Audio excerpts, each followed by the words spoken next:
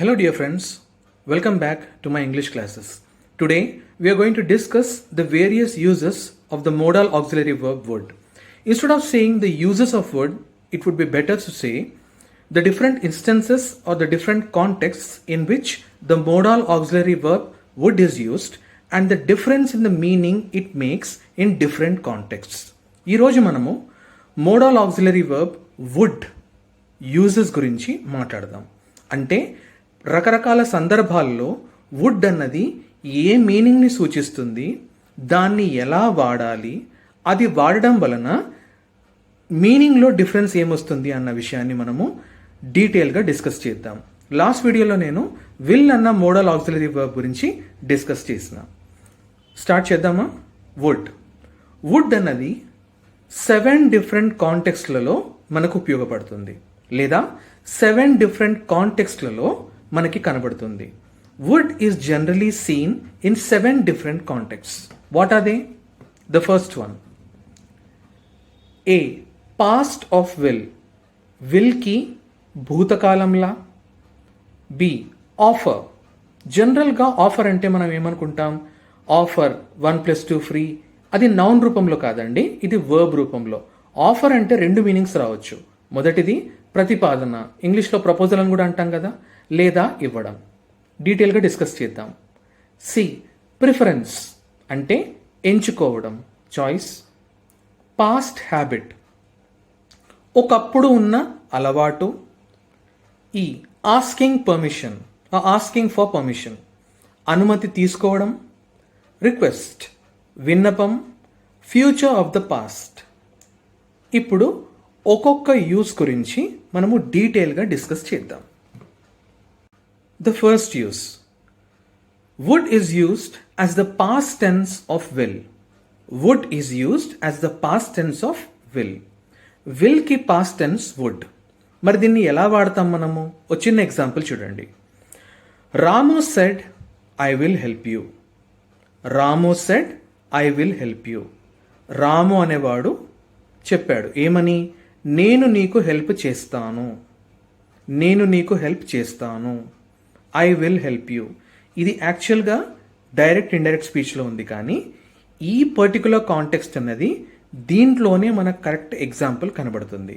The present 2 sentences are in the direct and indirect speech, but the actual meaning or the actual use of would can be seen in this particular context. Look at the first sentence. Ramu said, I will help you. అంటే రాము అన్నాడు నేను నీకు help చేస్తాను. దీన్ని indirect స్పీచ్లో అన్నప్పుడు, అంటే for example అండి, రాము ఉన్నాడు నా ఎదురుగా, రాము అంటున్నాడు ఐ విల్ హెల్ప్ యూ. రాము నాతో అన్నాడు I will help you. Okay, ఇప్పుడు రాము వెళ్ళిపోయాడు. ఒక థర్డ్ పర్సన్ ఎవరు వచ్చి నన్ను అడుగుతున్నాడు, రాము ఏమన్నాడు? అప్పుడు నేను ఏమంటాను? రాము లేడు కాబట్టి ఆయన అన్న మాటలని నేను ఆ వ్యక్తికి రిపోర్ట్ చేస్తా. రెండో విషయం గుర్తుపెట్టుకోవాల్సింది ఏంటంటే, రాము ఆల్రెడీ అనేసి వెళ్ళిపోయిండు, అది భూతకాలంలో జరిగింది కాబట్టి విల్ యొక్క భూతకాలం వాడాలి. పని జరిగిపోయింది కాబట్టి విల్ యొక్క భూతకాలం వాడాలి. అంటే తెలుగులో నేను ఏమంటా, రాము ఏమన్నాడంటే ఆయన నాకు హెల్ప్ చేస్తాడంట. And how would you say in English? Because the action has already happened, Ramu has spoken those words and it's my duty to report those words that had been said verbatim to the third person. So how would I say? Ramu said that he would help me, because the action has already happened and it is in the reported speech. Ramu said that he would help me. గ్రామాటికల్గా దీని implication చాలా వైడ్గా ఉంటుంది. అంటే చాలా చాలా సందర్భాలలో మనకిది కనబడుతుంది. ఎలాంటి కాంపిటేటివ్ ఎగ్జామ్స్లో అయినా సరే మనం గుర్తుపెట్టుకోవాల్సిన విషయం ఇదొకటి ఉంటుంది. డైరెక్ట్ స్పీచ్లో విల్లున్నప్పుడు ఇండైరెక్ట్ స్పీచ్లో వుడ్గా మారుతుంది. కానీ జనరల్గా మనం మాట్లాడేటప్పుడు మాత్రము చాలా తక్కువగా దీన్ని ఉపయోగిస్తాము. ఇప్పుడు నెక్స్ట్ రాబోయే వుడ్ యూసేజ్ ఏదైతే ఉందో అవి మనం చాలా ఎక్కువగా ఉపయోగిస్తాము. మీరు ఒక విషయం గుర్తుపెట్టుకోండి, ఇక్కడ నేను వుడ్ యొక్క ఉపయోగాలు చెప్తున్నాను. మీరు జస్ట్ వినటమే కాకుండా try to put them in practice. When you practice you will be able to speak in English. But when you listen and just leave it, it will be left only in your imagination. That's all. Only when you put it in practice, you'll become fluent in English. That's the main key to fluency. Now the second context in which we can find will, offer. Offer అంటే ఇందాక నేనేమన్నాను, మొదట మీ మైండ్లో నుండి offer అంటే ఒక free gift అన్నది తీసేయండి. జనరల్గా మనం షాప్లలో చూస్తుంటాం, we come across this term offer, big offer. Offer ఒకటి 31st మార్చ్ వరకే ఉంది, 31st మే వరకే ఉంది. ఇక్కడ ఆఫర్ అన్నది నౌన్ రూపంలో వాడుతున్నారు వాళ్ళు, షాప్ వాళ్ళు. ఇక్కడ నేను ఆఫర్ అన్నది వర్బ్ రూపంలో వాడుతున్నాను. ఆఫర్ అంటే యాక్చువల్గా మీనింగ్ ఏంటి? ఆఫర్ మీన్స్ ఇవ్వడం, గివ్ అన్న మీనింగ్ వస్తుంది సందర్భంలో, కొన్ని సందర్భాలలో. లేదా ద సెకండ్ మీనింగ్ ఈస్ ప్రతిపాదన, ప్రపోజల్. ఎగ్జాంపుల్ చూడండి, క్లియర్గా అర్థమవుతుంది. Would you like to have some tea? Would you like to have some tea అనుకోండి. ఒక గెస్ట్ మీ ఇంటికి వచ్చాడు. మీరు ఒకవేళ ఆఫీసర్ అయితే మీ ఆఫీస్లోకి, ఇంట్లో ఉంటే ఇంట్లో ఒక గెస్ట్ వచ్చాడు. And you are interested in speaking in English. మీరు ఇంగ్లీష్లో మాట్లాడాలి అనుకుంటున్నారు. Then how would you ask him? మీరు టీ తాగుతారా? టీ తాగడానికి ఇంట్రెస్ట్ ఉందా? మీరు అతనికి టీ ఇవ్వాలనుకుంటున్నారు, అది ఒక ఆఫర్ ఇవ్వాలనుకుంటున్నారు. ఎలా అంటారు దాన్ని? How would you put that particular feeling that you have in your heart in words? How would you do it? Would you like to have some tea? Would you like to have some tea? That is an offer. Would you like to have some tea? మీరు tea తాగడం ఇష్టపడతారా అంటే ఇండైరెక్ట్గా ఏమంటున్నారు? మీరు tea తాగుతారా? Second example, would you like to take a break? Would you like to take a break? Class చెప్తున్నారు, మీరు అడగాలనుకుంటున్నారు స్టూడెంట్స్ని, ఏమని? బ్రేక్ తీసుకుంటారా? And that too in a polite manner. పొలైట్గా అడగాలనుకుంటున్నారు. పొలైట్ తెలుగులో ఏమంటారు అంటే వినయంగా, వినయంగా అడగాలనుకుంటున్నారు. ఏమని? బ్రేక్ తీసుకుంటారా? ఎలా అడుగుతారు? Would you like to take a break? Would you like to sit down? Would you like to go out? Would you like to lie down? Would you like to have some tea? కాబట్టి would అన్నది వినయంగా ఒక offer ఇవ్వడానికి ఉపయోగపడుతుంది. వినయంగా ఒక offer ఇవ్వడానికి ఉపయోగపడుతుంది.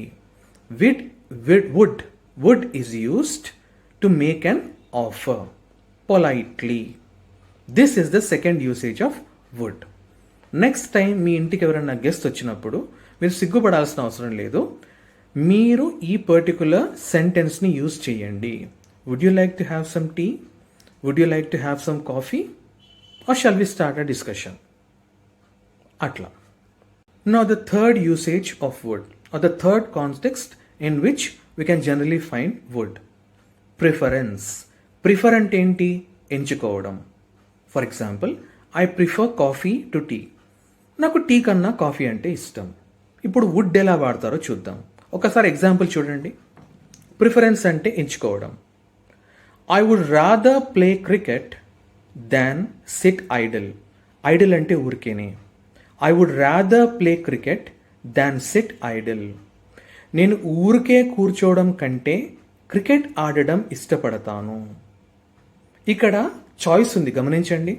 ఊరికే కూర్చుంటావా, క్రికెట్ ఆడతావా? నాకు ఊరికే కూర్చోవడం అస్సలు ఇష్టం లేదు, దానికన్నా నేను క్రికెట్ ఆడడం ఇష్టపడతాను. Here there is a choice between sitting idle and playing cricket, and I always choose doing something. In this context, I have chosen to play cricket. So in this particular context, we can use would because there is a preference. Look at the example number 2. Ramu says that he would rather be quiet than talk about the issue. Ramu says that he would rather be quiet than talk about the issue. ఇక్కడ రాము says బదులు రాము said అని కూడా రావచ్చు. అది direct indirect స్పీచ్లో difference ఏంటో explain చేస్తాను. ఇక్కడ meaning ఏమొస్తుంది? రాము ఏమంటున్నాడు? ఏదో ఒక ఇష్యూ ఉంది, తనకి చాయిస్ ఉంది. ఇష్యూ గురించి మాట్లాడతావా లేదా గమ్మునుంటావా? రాము ఏమంటున్నాడు? నేను గమ్మనైనా ఉంటాను తప్ప ఆ ఇష్యూ గురించి మాత్రం మాట్లాడను, ఎందుకంటే నేను మాట్లాడడం వలన ప్రాబ్లమ్స్ ఇంకా ఎక్కువ అవుతాయి. అని అనుకున్నాడేమో. అందుకే ఏమంటున్నాడు, I would rather be quiet than talk about the issue. Here there's an apparent choice between being quiet and talking about the issue. And Ramu in this particular context prefers to be quiet than speak about the issue, talk about the issue or report the issue to the so-and-so authority. So in this particular context we use would. The third context is preference. Now the fourth usage or the fourth context, past habit. Past అంటే భూతకాలం, habit అంటే అలవాటు. భూతకాలంలో ఒక అలవాటు ఉంది అంటే ఇప్పుడు ఉందా, లేదు, ఇది ఫస్ట్ గుర్తుంచుకోవాలి. ఎప్పుడో ఒకప్పుడు మీరు చిన్న ఉన్నప్పుడు ఎప్పుడో ఒకప్పుడు ఒక అలవాటు ఉండింది, ఇప్పుడు ఆ అలవాటు లేదు. అలాంటి భూతకాలంలో ఉన్న అలవాటు గురించి చెప్పడానికి మీరు వుడ్ వాడొచ్చు. Would is used to tell someone about the habit that you had in the past but you no longer do it. For example, as a kid I would play with toys. ఇక్కడ first విషయం మీరు గుర్తుపెట్టుకోవాల్సింది, ఇక్కడ as అన్నది conjunction కాదండి. As since because కాబట్టి అన్న మీనింగ్లో వాడబడలేదు. అది కంజంక్షన్స్ చెప్పేటప్పుడు నేను చెప్తాను. యాజ్ ఎ కిడ్ అంటే చిన్నగా ఉన్నప్పుడు, కిడ్ వలే ఉన్నప్పుడు, తెలుగులో వలే కిడ్ లాగా అంటాం కదండి, అట్లా. నేను చిన్నగా ఉన్నప్పుడు I would play with toys. నాకు అలవాటు ఉండింది ఏంటి, నేను చిన్నగా ఉన్నప్పుడు బొమ్మలతో బాగా ఆడేవాడిని. ఇప్పుడు ఆడతానా, లేదు. అక్కడ వుడ్ అనేదే తెలిసిపోతుంది, వుడ్ అనేదే తెలుపుతుంది మనకి. As a kid I would play with toys అనగానే వినేవాడికి అర్థమైపోతుంది ఏమని, ఓహో ఒకప్పుడు అతనికి బొమ్మలతో ఆడే అలవాటు ఉండింది, వుడ్ వాడింది కాబట్టి ఇప్పుడు అలవాటు లేదు. Here as is not used as a synonym for because. As a kid, that means when I was a kid I used to play with toys and I no longer do it. That was my past habit. So in order to tell someone about a past habit that might be yours or somebody else's, we use would. Look at the example number 2. When Ramu was in his college, he would often get into fights. రాము అనేవాడు కాలేజ్లో ఉన్నప్పుడు often, తరచుగా, often అనొద్దండి.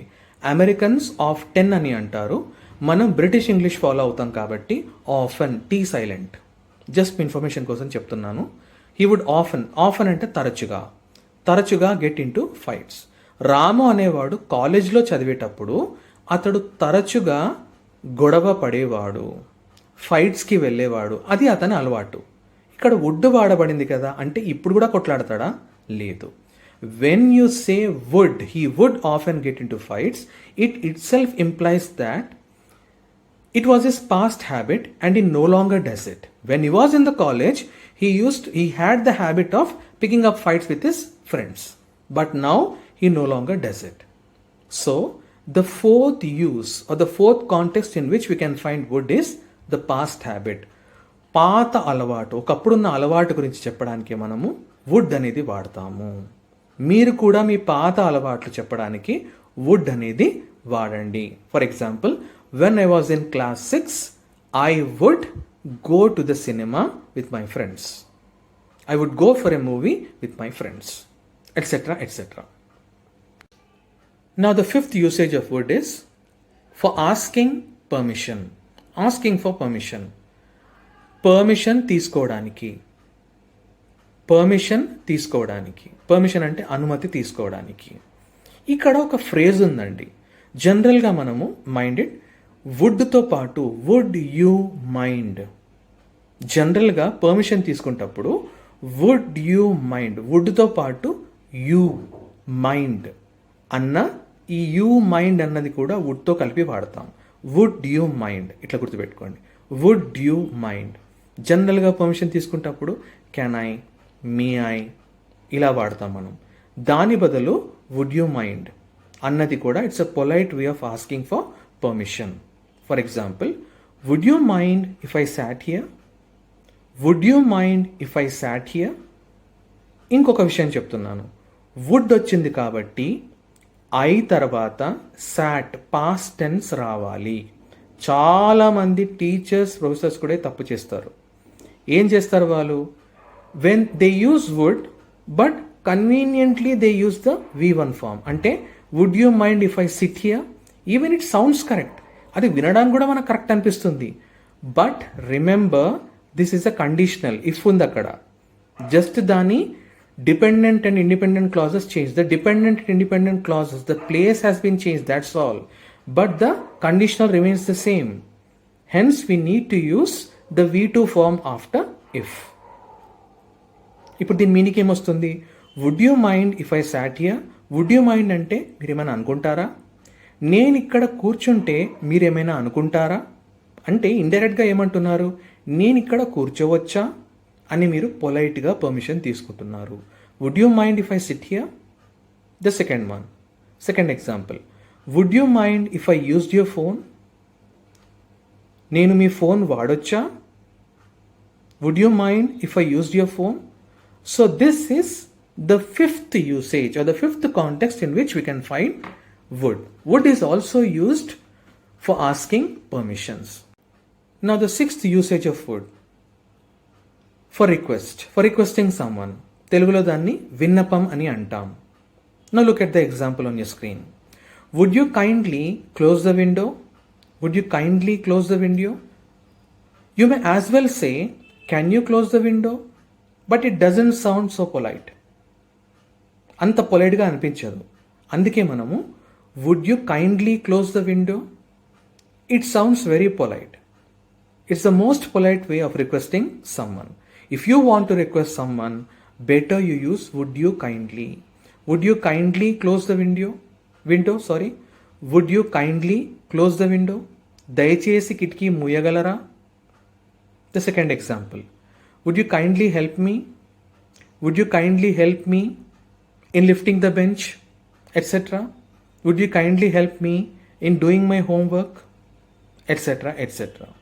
Next time మీరు ఎప్పుడన్నా ఎవరినన్నా request చేయాలనుకుంటే, request చేయదలిచితే better you use would. It's the most polite way of asking or most polite way of requesting someone.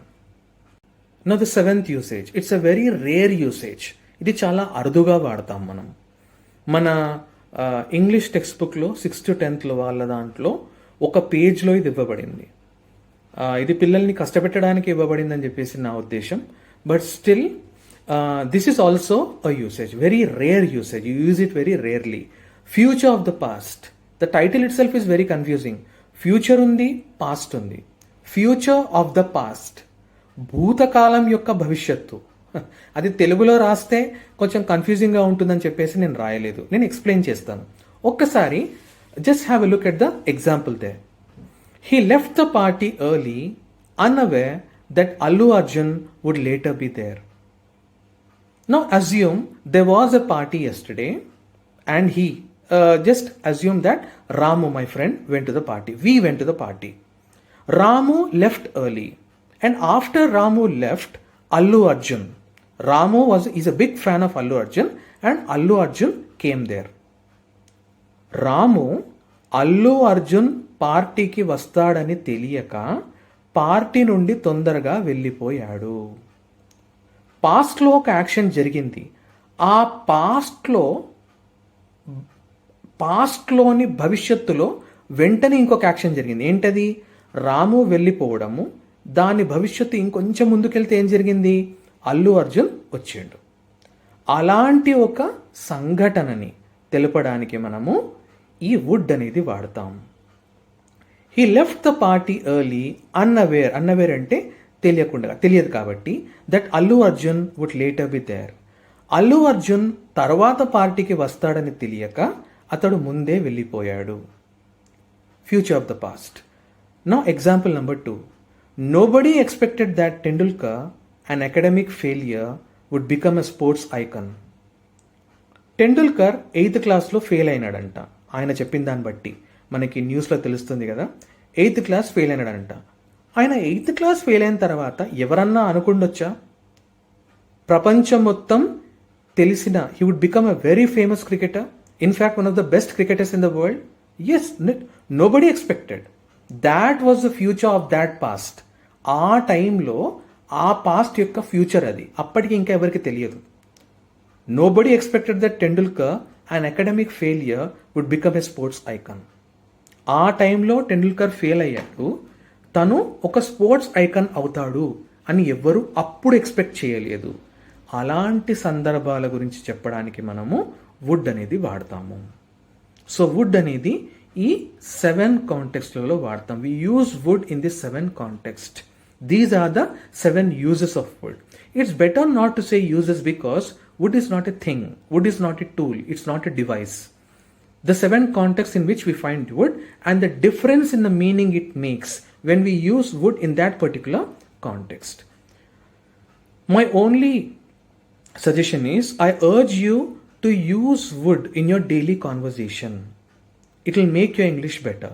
నేను ఈ ఇంగ్లీష్ ఇవన్నీ కూడా జనరల్గా ఒక గ్రామర్ బుక్ చూస్తే మీకు వుడ్ యూసేజ్లు నేను చెప్పిన 7లో 2 అన్నా 3 అన్నా మ్యాక్సిమం 4 దొరుకుతాయి.